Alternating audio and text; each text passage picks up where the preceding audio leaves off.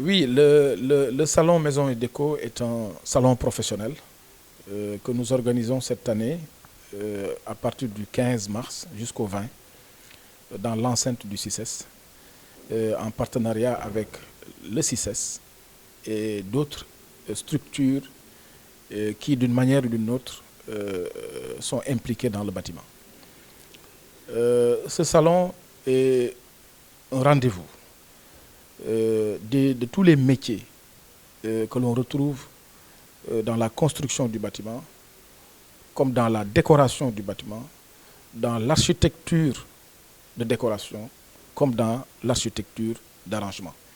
Donc c'est un salon exclusivement dédié à la maison. Et quand on parle de la maison, c'est du début à la fin. Ce salon est aussi un moment de partage d'idées, de production, de design, d'architecture, comme je viens de le dire, entre acteurs qui œuvrent dans le domaine.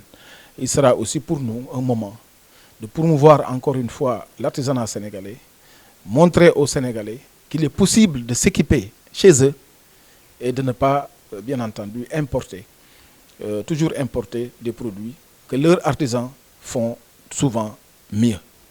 Oui, ce salon aussi rentre en droite ligne avec la politique du chef de l'État, avec ses innombrables rappels du consommé local, qui est un facteur quand même de développement économique, qui est un facteur de fourvoyeur d'emploi. Nous aussi, nous rentrons dans cette dynamique-là, dans le domaine de la décoration, dans le domaine du mobilier, dans le domaine de l'immobilier, permettre aussi aux Sénégalais de pouvoir s'équiper chez eux, de pouvoir construire leur maison à partir de chez eux avec les artisans de leur pays. Nous avons fait l'entrée par la qualité. Nous n'avons pas choisi les artisans d'une manière assez démocratique. Nous les avons choisis à partir de leurs produits. Et les produits de qualité répondent à des normes. Aujourd'hui, même dans le domaine du bâtiment, c'est un domaine qui est normé.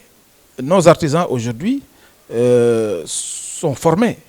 L'État a mis en place vraiment beaucoup d'instruments qui permettent, beaucoup d'écoles de formation, beaucoup de centres de formation qui permettent aux artisans de pouvoir connaître véritablement leur métier et de pouvoir l'exercer convenablement.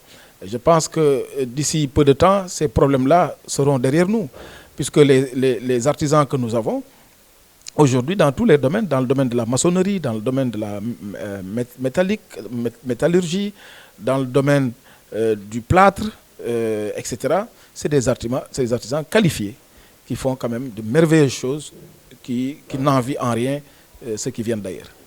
Durant le salon, sur les corps de métier tels que la poterie, la vannerie, et puis ça permettrait aux enfants au moins de s'initier ou bien au moins d'avoir une idée sur le processus de réalisation de ces produits qu'ils ont l'habitude de voir ici à Dakar en grande partie. Mais surtout compléter le DG un peu par rapport à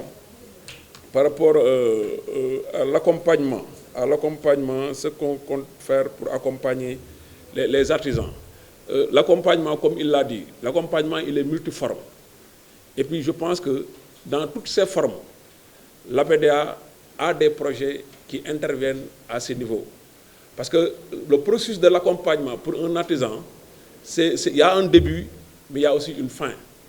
Le début, c'est la formalisation. On intervient dans la formalisation. Parce qu'en général, nos activités d'accompagnement interviennent plus pour les maîtres artisans. C'est-à-dire que ceux qui sont au terme, à la fin de la formation, et qui en général sont déjà installés dans leur entreprise artisanale. Pour ceci, il y a certains quand même qui sont dans l'informel. Et puis l'APDA a des projets d'accompagnement pour la formalisation. Et puis c'est une préoccupation quand même qui est au premier plan des politiques nationales. C'est pourquoi l'État, peut-être que dans le dernier remaniement, a mis en place le ministère, c'est-à-dire que de l'artisanat et de la transformation du secteur informel. Donc nous aussi, pour le secteur informel, une grande partie est dans le secteur de l'artisanat.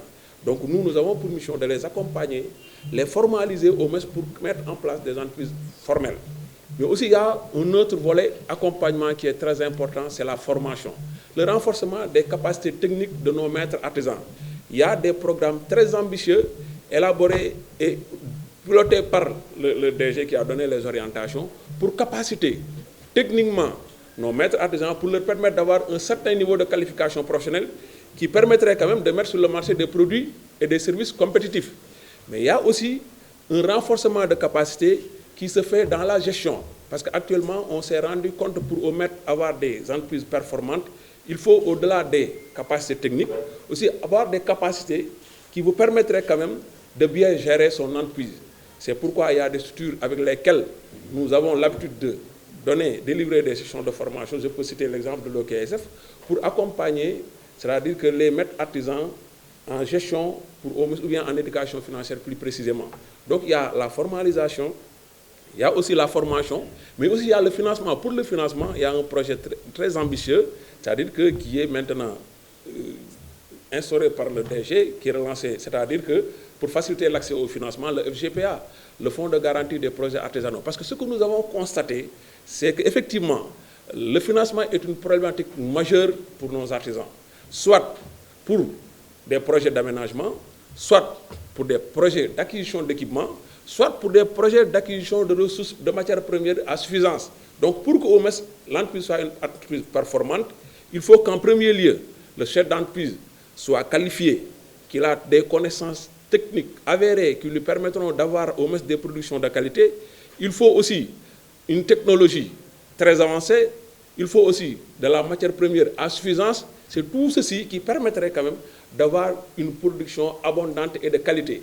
Et pour tous ces aspects-là, il y a des éléments quand même d'accompagnement pour lesquels l'APD est en train de s'investir pour assurer quand même des entreprises performantes.